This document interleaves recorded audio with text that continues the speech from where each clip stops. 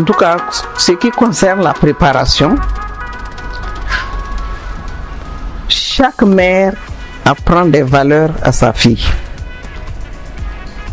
Et toutes les filles sont... Donc on est polygame quoi. Ah oui, ça c'est... Ça on n'avait pas le choix. On est né trouver ça comme ça. Mais quand tu rentrais, tu ne savais pas, c'est l'enfant de un tel. Chaque enfant dans la famille appartient à toutes les femmes. Il ne peut pas faire la différence. Et c'était une fierté du chef de famille et tous les membres de la famille. Parce que chaque femme avait le droit de corriger l'enfant de l'autre, de l'éduquer sans problème, ce qui n'existe plus aujourd'hui. Quand la femme prépare le tout, elle ne doit pas parler. Une fois que tu commences à faire le tout, de toute façon c'est le repas principal, hein? Chez nous c'est ça d'abord, le tout. Une fois qu'elle commence, elle ne doit plus parler avec quelqu'un d'autre. Parce qu'il nous a toujours dit que la nourriture est roi. C'est un signe de respect.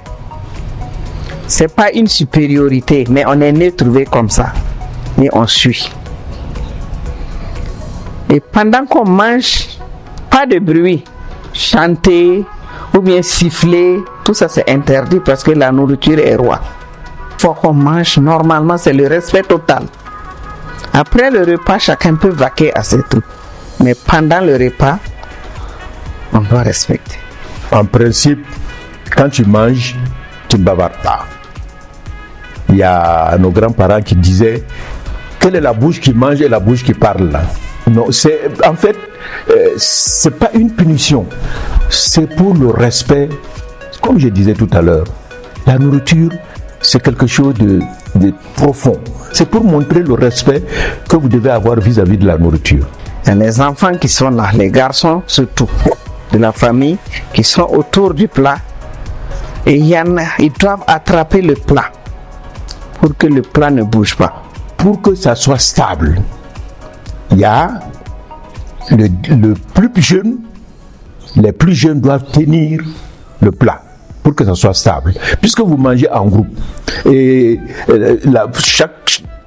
comment on appelle, vous n'avez pas tous la même façon de manger.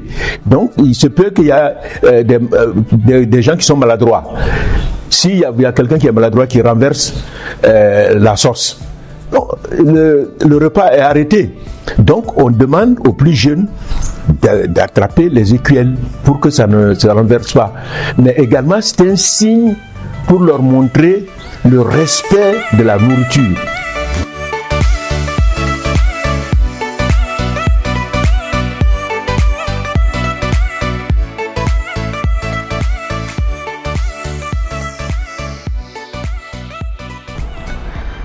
Bon, en tout cas, je regrette. Mais nous sommes responsables. On s'est laissé entraîner par les Blancs, les lotissements qui a amené l'individualisme. Sinon, on a toujours vécu en famille. Et dans la grande famille, il y a plusieurs clans. Mais on est toujours ensemble. On mange ensemble. On prend les décisions ensemble. On écoute le chef de famille et on doit respecter, suivre ce qu'il dit. Oui, cette disparition progressive de certaines valeurs font que nous retournons un peu vers des choses qui ne sont pas nos valeurs. Voilà. Nous avons pris des choses qui sont regrettables. Parce que, tout simplement, dans nos têtes, nous n'avons pas de civilisation. Alors que nous avons peut-être la meilleure civilisation. Voilà. Sinon, à preuve, la culture comme la culture, en tout cas, eux, ils ne peuvent pas nous dire le contraire. À preuve, ils volent nos objets d'art pour aller mettre dans leur musée. Si tu n'as pas de civilisation là, si tu n'as pas de culture, comment tu peux avoir de l'art? C'est pas possible. L'art, c'est la culture fondamentale. Quand vous allez au Goulmou, la géomatie, c'est de l'art. la danse gourmandement, c'est l'art. La façon de danser et tout, c'est l'art. Cet art-là, ça veut dire que c'est issu d'une civilisation.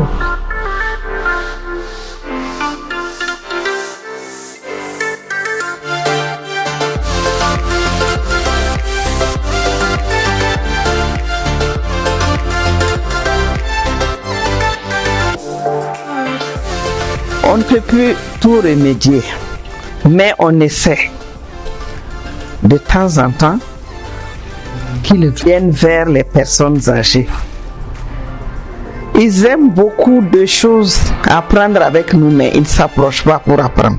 J'ai toujours dit, profitez pendant que nous sommes là. Il faut qu'ils s'approprient les cultures, les valeurs de la tradition. Voilà, celui qui n'a pas de passé, il n'a pas de présent ni d'avenir. Pour bâtir le présent, il faut t'appuyer sur ton passé, le passé. Et si tu arrives à construire le présent, tu projettes l'avenir. Donc c'est un peu ce que je voulais dire. En conclusion, je pense que la jeunesse va me comprendre.